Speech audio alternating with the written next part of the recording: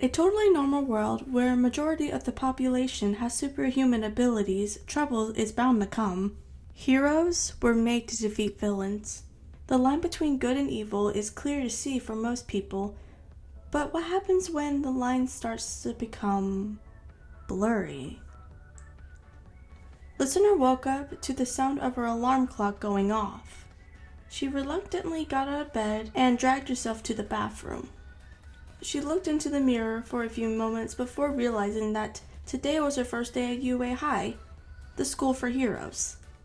About a week ago is when she got a hologram from UA telling her that she has passed the entrance exam and that she would be the few luckiest people to go to UA.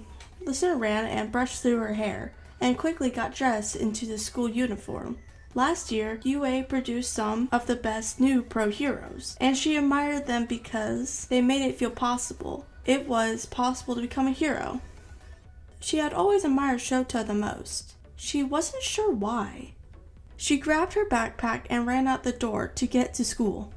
When she arrived, she walked through the seamlessly never-ending hallway until she reached her classroom. She stood before the large door towering over her. She smiled to herself before she pushed open the door that led to Class 1A. As she walked into the class, she noticed all the different people standing before her. She waved and gave everyone a shy smile before taking a seat at the desk in the far corner. She stared at her textbooks, completely zoning out, until she heard footsteps getting closer. She looked up at the person who stood before her. Listener stood face to face with a girl with emerald green eyes and long jet black hair that was pulled into a high ponytail. "Hello, I'm Tamari Akira, but you call me Akira." You smiled at the eager girl before you. "I'm Listener, but feel free to call me Listener." Akira's smile grew. "What's your quirk?" "Mine's Earth. I can grow and control plants, but I always need water and sunlight." "Oh.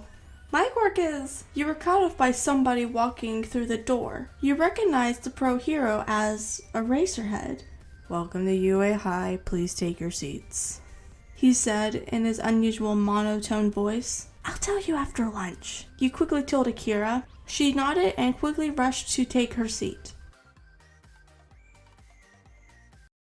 Once Listener and the rest of her class were dismissed for lunch and the rest of the day, Listener started walking to the lunchroom and cafeteria. She got herself a bowl of soba and sat down at the empty table as she enjoyed her lunch. It wasn't long before the bubbly, green-eyed girl bounced her way over to her. "Hey, Listener! Mind if I can eat with you?" You chuckled and smiled at Akira. "Please, feel free." Akira sat down across from you and began eating her food. "Hey, you never got a chance to tell me what your quirk is." Akira smiled at you while she waited for your response. "Oh, right. My quirk is water.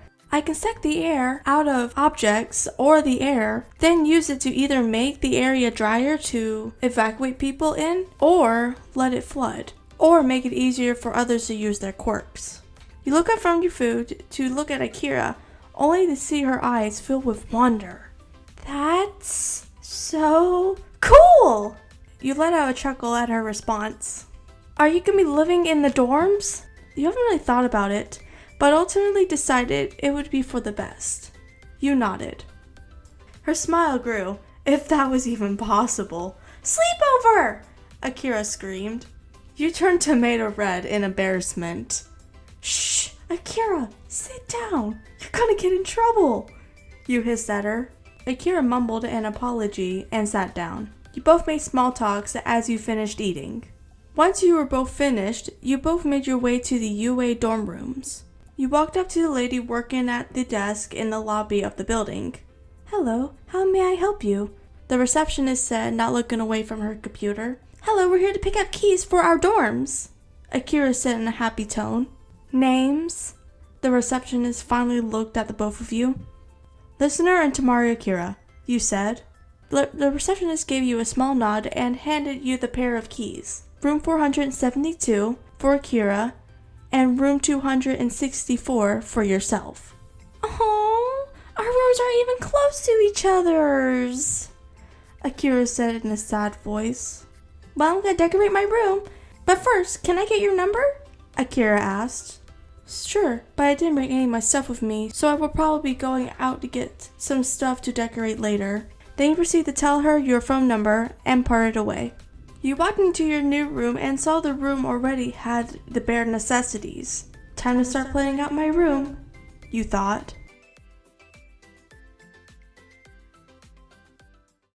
After a few hours, you have finally finished planning out your new dorm room and decided to get the supplies you needed to make it feel like home. Despite it being dark outside, you grabbed your keys and left your room and walked out of the building. You walked to the closest store you could. You used to come to the store all the time because your home wasn't far away. Once you got the supplies you needed, you paid and left. You were walking back to your dorm room and started walking in that direction. You looked behind to see a crowd of people running away, and you were about to when you realized, my parents live over there! You did a complete 180 and ran to fight. You didn't realize what was happening. You were about to kick the door to your parents' house down to see if they were safe. You look behind you and only see a blast of fire about to hit you when you felt hands roughly grab your shoulders and quickly push you out of the way. You couldn't keep yourself steady and ended up falling. You looked up at the person who pushed you away. He had jet black hair and piercing blue eyes that were focused somewhere else. But most notably, he had surgical staples all over his face, arms, and neck. He had purple skin in some places, and he smiled of ash. The unknown man finally placed you a glare. Curiosity killed a cat, you know. He pulled his hands out of his saggy pants pocket, and blue flames appeared out of nowhere and were directly to the one who had shot fire at you. Endeavor, I thought you'd be careful around citizens. Or were you trying to threaten her to keep her mouth shut? I thought you were supposed to save people. But if I were being honest, this probably isn't the first time you've been reckless to make yourself look better. The man let out a low chuckle. You noticed his voice was a bit deep and slightly raspy. Before you could see him again, he had vanished. You looked over to the hero to only see him walking away from the fight. You quickly got up and grabbed your bags and ran all the way back to your dorm. You sat down at your desk thinking, what just happened? When you felt something out of place in your pocket. You reached into your pocket and pulled out a messy folded note and bad handwriting. You unfolded the note to read, Hey, I'm the one who saved you in that fight. We probably won't see each other again. Not that I really don't care, but I just want to say you're welcome. You looked at the last 3 letters in horror. He's part of the League of Villains? You whispered under your breath.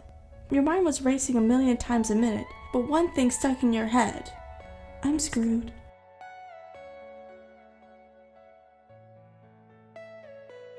Life isn't fair. If there's only one person in this world to tell you that, it's me.